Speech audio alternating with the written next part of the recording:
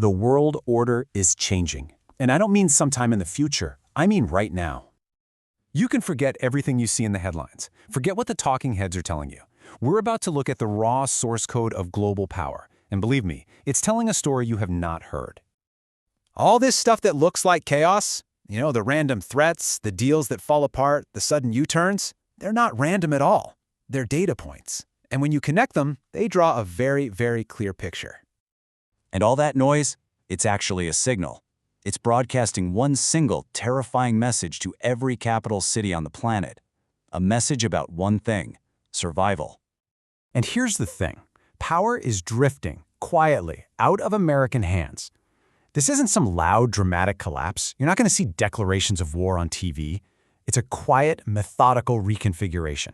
And if you look at history, once this process gets going, it doesn't reverse. Okay, so let's get into it. To really get what's happening, you have to understand the brutal operating system of international politics. There are no friends. There are only interests. And this concept, this is the key to the whole thing. It's called offensive realism. Think of it like this. The world has no referee. The big powers are constantly afraid of each other, so they don't trust promises, they trust power. They don't listen to what you say you'll do, they only watch what you can do. And in a world driven by fear, survival is literally everything. So what's the big takeaway here?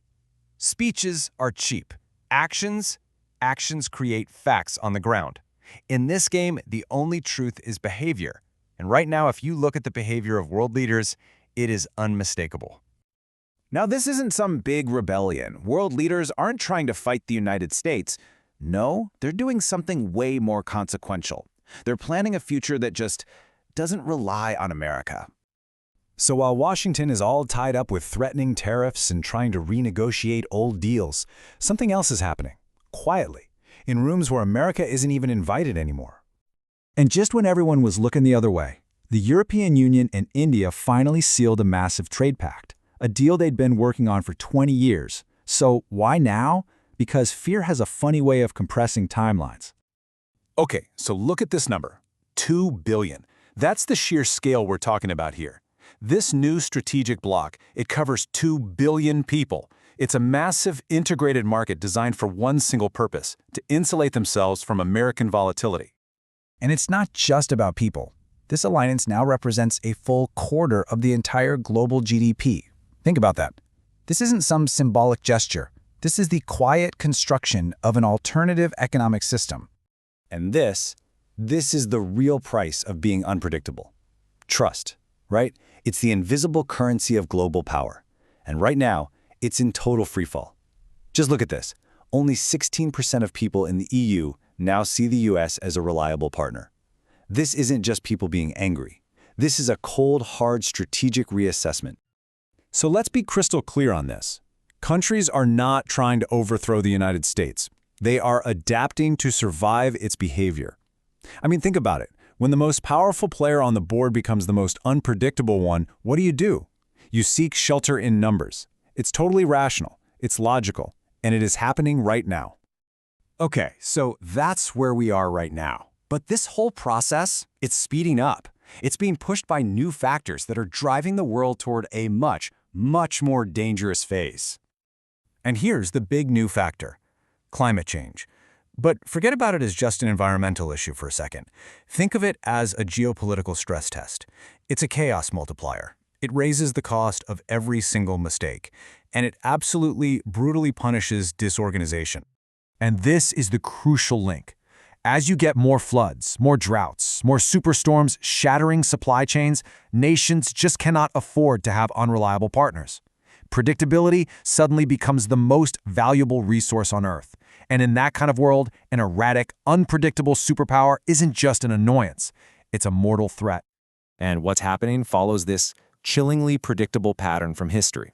Step 1, allies quietly hedge their bets. We're seeing that right now. Step 2, they align with each other. That's the EU-India deal we just talked about. And the final step, they build new systems that permanently exclude the old center of power. And this is why this moment is so profoundly dangerous. See, if you're openly opposed, it triggers a fight. You know it's happening. But being bypassed, that doesn't make headlines. It just quietly rewires the world's incentives. bit by bit, until one day, your influence is just gone, and you're the last one to find out. So where does this all go? Well, there are basically three paths forward. One is managed decline, where the U.S. kind of adjusts and tries to rebuild trust. Another is aggressive assertion, where these new blocs just harden against each other. And the third, and this is the most unstable one, is that some sudden crisis hits and forces everyone to make catastrophic choices under insane pressure. Now, did you notice what's missing from those options? A return to the way things were. Yeah, it's not on the table anymore. The old world is gone. The only question left is how painful this transition is going to be. And that leaves us with the one question that really matters. Are we just watching the opening moves of a totally reordered world, or are we in the last few moments before the consequences become completely and totally unavoidable? Because what's happening right now doesn't look like a crisis. It just looks like diplomacy. And that is exactly how the biggest shifts in power always happen. Slowly enough for you to ignore until it's already way too late.